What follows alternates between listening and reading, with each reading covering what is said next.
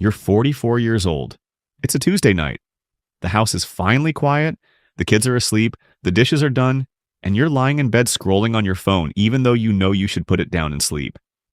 Your mind is tired, but it won't switch off. A notification pops up from your banking app. Just a routine balance alert. Nothing dramatic. There's still money in the account. Bills are paid. Mortgage went out last week. Everything is technically fine, but something still feels off. You close the app, set the phone down, and stare at the ceiling, and your brain starts doing that quiet mental math it loves to do at night. Mortgage, car payment, insurance, kids' activities, groceries, college someday. Retirement that suddenly doesn't feel theoretical anymore. And somewhere in the middle of all that calculation, a thought slips in that you don't say out loud to anyone. How did I get this far and still feel financially behind? And if that thought has ever crossed your mind, even for a moment, you should know something important. You're not alone. In fact, feeling financially behind in your 40s might be one of the most common experiences people never openly admit. Because from the outside, life probably looks fine, maybe even successful. But inside, the pressure feels heavier than you expected it would by now. Here's the truth. No one explains clearly when you're younger. Your 40s don't determine how rich you'll become. They determine how calm your future feels. And those are two very different goals. On this channel, we talk about money differently, not just investments or side hustles, but the psychology of money. How financial decisions shape your stress levels, your options, and the kind of life you wake up to years later. And if you've been carrying that quiet feeling of being behind, tonight we're unpacking why that happens and why it doesn't mean you failed. The first reason your 40s hit differently is psychological. In your 20s, mistakes feel temporary. You assume you'll figure things out later. There's always time. In your 30s, life expands. Careers grow, families start, income usually rises, responsibilities grow too, but retirement still feels abstract. Something older people worry about. But somewhere in your early or mid-40s, something shifts. You realize you're roughly halfway through your working life. Retirement stops being a distant idea and starts becoming a math problem. You begin noticing how fast time moves. Kids grow quickly, parents age, and suddenly every financial decision feels heavier because resets don't feel infinite anymore. That awareness alone creates pressure.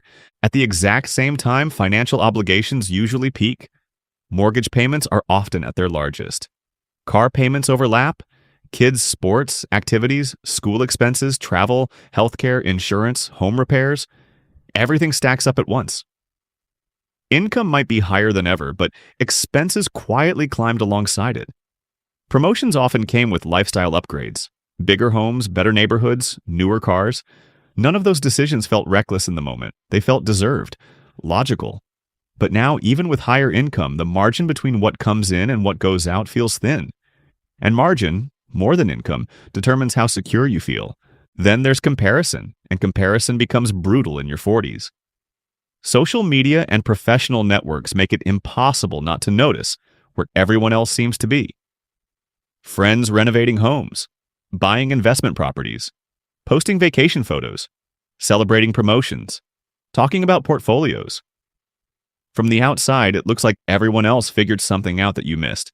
But what you rarely see are their debts, their anxieties, their late-night money arguments, or their own quiet fears about retirement. Comparison tricks you into thinking everyone else is ahead, when in reality, many people are juggling the same pressures silently. There's also a psychological trap happening beneath the surface.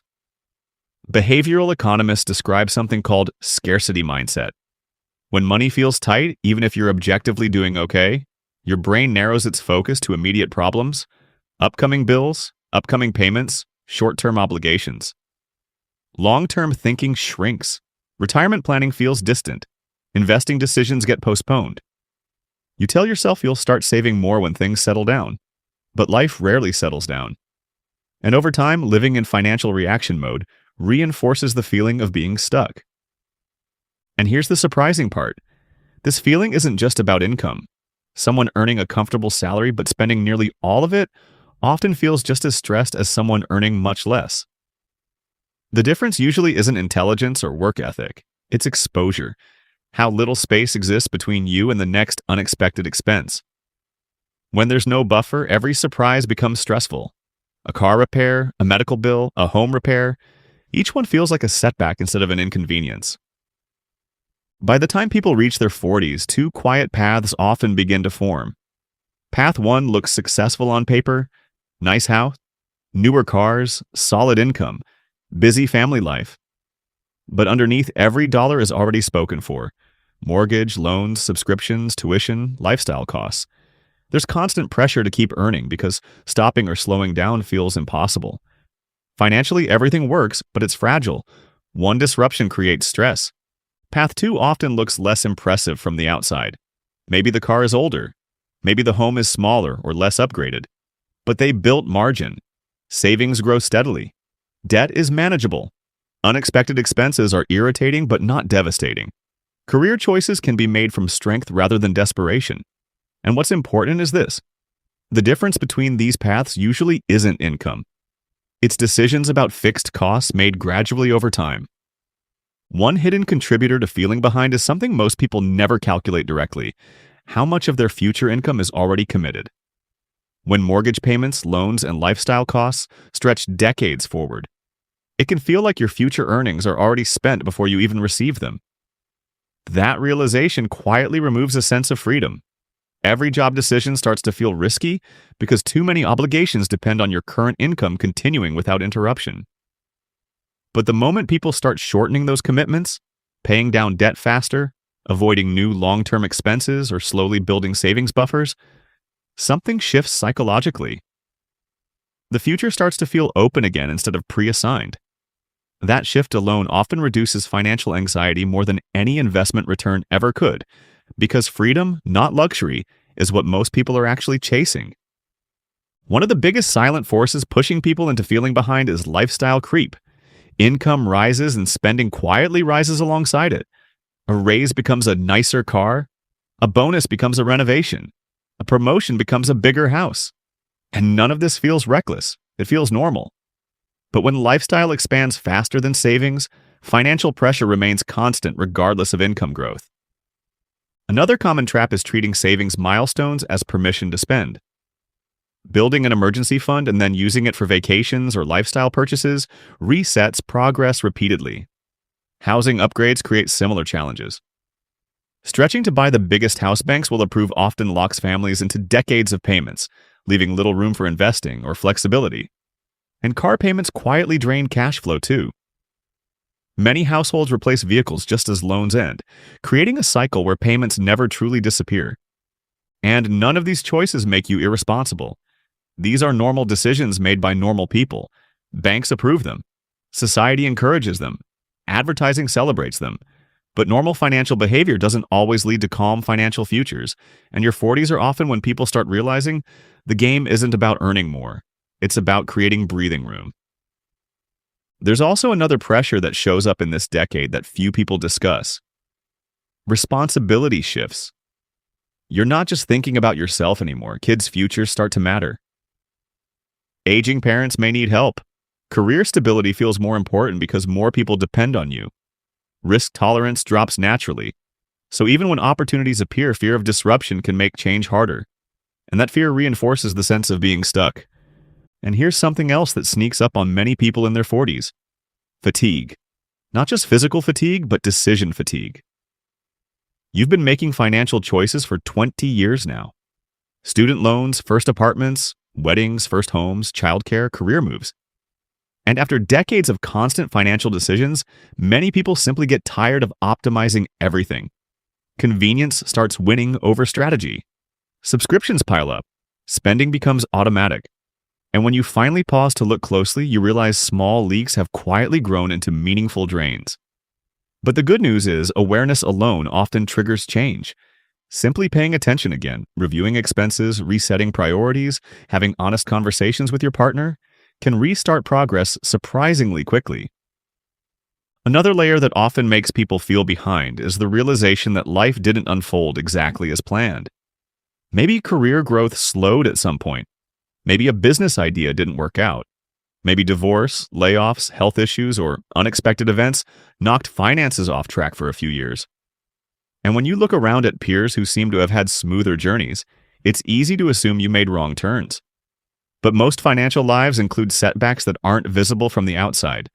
Progress rarely happens in a straight line. The people who look stable today often went through messy periods that simply aren't obvious anymore. Recognizing that can take away some of the unnecessary self-judgment many people carry. The encouraging part is this: your 40s are not too late. They're actually the correction decade. You still have time for compounding to work in your favor. Even modest changes now produce meaningful differences later.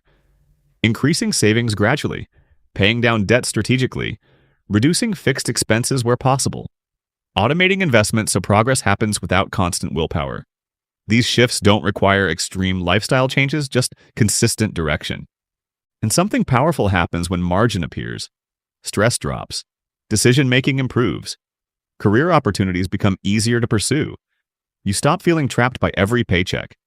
Financial security isn't just about numbers in an account. It's about mental freedom.